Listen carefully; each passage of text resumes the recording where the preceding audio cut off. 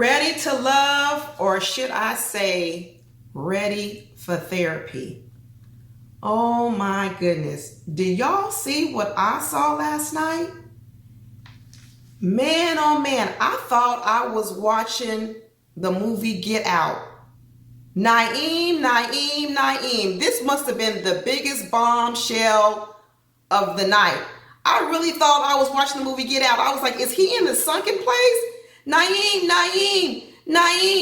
are you in the sunken place? I mean, are we watching The Walking Dead? Have they bit you or something and you are turning on our very eyes on camera? It was so crazy, y'all. I was just like, I can't believe it. You know, I kind of expected it from Camille and Zadia. I knew that they were going to double down on their behavior. I've already seen enough of them to know that they're not turning back. They're not admitting nothing. They're not saying sorry for anything. They're going to ride this pride train all the way to the end. And I can tell they've been doing this for years. They're professionals at this. This is why they're single. They are professionals at holding their ground. And let me tell you, no Ready to Love TV show, no man on Ready to Love, no people out here in these blogs, comments, or whatever is going to get them off the horse they've been riding for years. So I expected it from them. But Naeem, really? Spiritualist and all about the Zen and all this? Really, Naeem? Unbelievable. You know, and I've been reading a lot of the comments in different places and saying, you know, this is what men are supposed to do. They're supposed to protect the women. They're supposed to protect their girl. They'll protect the queen at all costs. What? So you're trying to tell me that you can't love and protect a person also without holding them accountable? And then this idea about, yeah, but you don't hold people accountable in public. Okay, I could work with that. I'm a married woman, and you better believe I'm not going to be going off for my husband in public, even though I know he's wrong. But you best believe when we come home, we're going to have a conversation about it. And vice versa. He's going to have a conversation with me. But you know what we're both going to expect when we go back out there later? That we don't exhibit the same behavior again. But Zadia and Camille, that's not what they do. They exhibit the behavior. They go behind closed doors and they tell their men, listen, when I go back out here and do it again, you need to protect me. So what it becomes a focus on is, I bet you, when they're in their little private spaces, Zadia and Camille are probably telling Naeem and Cornelius, you need to protect us. That's what that whole shenanigans was with Zadia and Naeem dressing in the same colors. Are they together? I bet you they're not even together. I bet you that was all for show. I bet you that was all a uniform so Zadia could feel like she's coming with some backup reinforcements. She didn't want to be sitting over there without reinforcements, and she knew Camille was going to have Cornelius, and she hired Naeem. And you know what? I don't know if he played a role, if he drank the Kool-Aid or what, but whatever it is, it was horrible, Naeem. It was horrible. These women have a way of living their life that is obviously why they're single, because they both have the looks to have attracted men over the course of time. But it's quite clear that once a person gets to know them, it's a wrap. So all this stuff about Naeem talking about Zadia had all these men getting to know her, who wanted her in the beginning. Yeah, because that's why they didn't know nothing about her. She had good bait, she got good looks, she had good physicality. But after that, nobody ain't shopping for that out here. Why would a man want to purchase that? They might want to use it. They might want to, you know what I'm talking about. They might want to take it out. They might want to lease it, but they're not purchasing that for long term, because you know what? Long term, it's a bad deal. Because let's think about what they're really asking.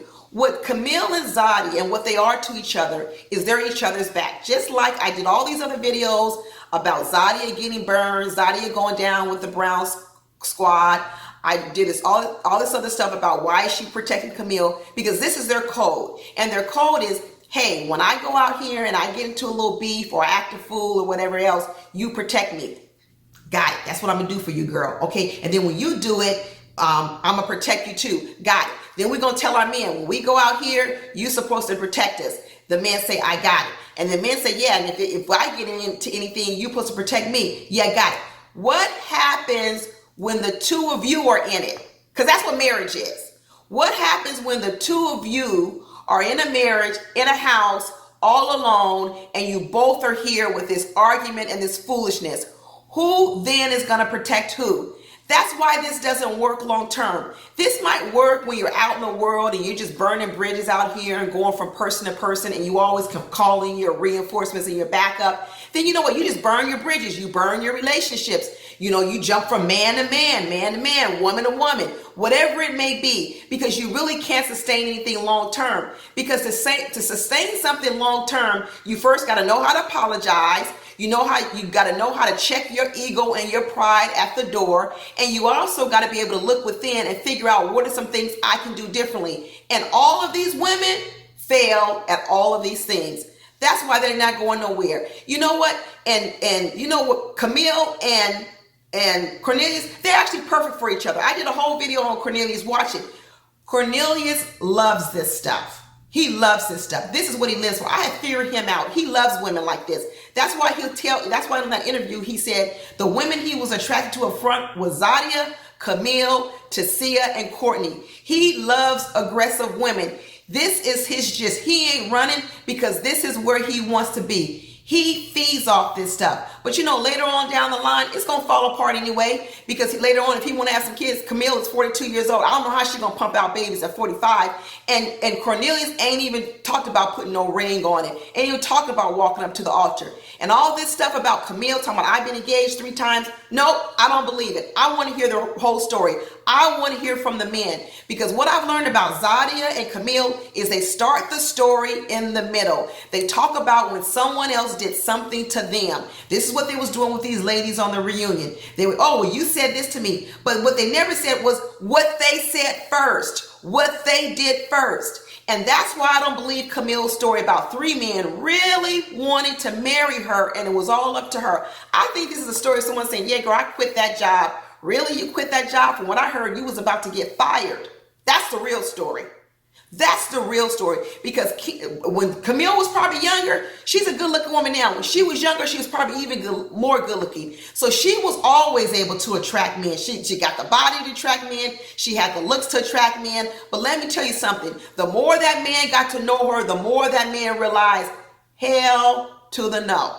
I'm telling you, that's the story there. And the other thing, this whole self-love movement is going too far, because now what it's dipping over to is narcissism and selfishness. Because what you're really saying is, I love myself so much, to hell with you, right? That's what these people are starting to say, that my feelings are the most important feelings and it has nothing to do with your feelings. You saw that whole thing with this word, don't use the word aggression because it makes me feel a kind of way. Well, if I feel you're aggressive, why can't I tell you that? I have to protect your feelings of you not liking the word aggression more than I have to protect myself from feeling like you are aggressive towards me. They made that man Tyrone apologize to Carrie. He felt you was aggressive. Why can't he say that? Even if it wasn't your intentions to be aggressive, that's how he felt. I mean, let some woman tell a man, oh my God, you being aggressive. Let that man then tell her, you can't tell me I'm aggressive. We'd be like, what? Yes, she can. Yes, she can. This whole queen generation, protect the queen at all costs. You know, women can't do no wrong. Women get to ask for whatever they want in relationships and they don't have to give the equivalent back. The women got to always be the one that eats at the table and everyone else got to be sitting on the floor eating craps because her happiness, her feelings are the most important than anyone else. This doesn't work in a relationship. It doesn't work. I don't know what's going on here. I don't know what's going to happen on this part 2. But let me tell you, this part 1 was disturbing. These people need to be sitting on someone else's couch. And I didn't get it to see her, but she needs to be on a couch too, because something's going on with her. She can't seem to cope with any situation. Every time she's in a situation and she feels disturbed, she runs, she darts for the exit, all about protecting her energy. She needs to be on a couch too. We saw Shiloh didn't show up. She knew she couldn't take it. She needs to be on a couch too. We need to change the name of this show from Ready to Love to Ready for Therapy, because these people need at least a year of therapy before they're ready for anybody's love. That's it. Talk to y'all later. Bye.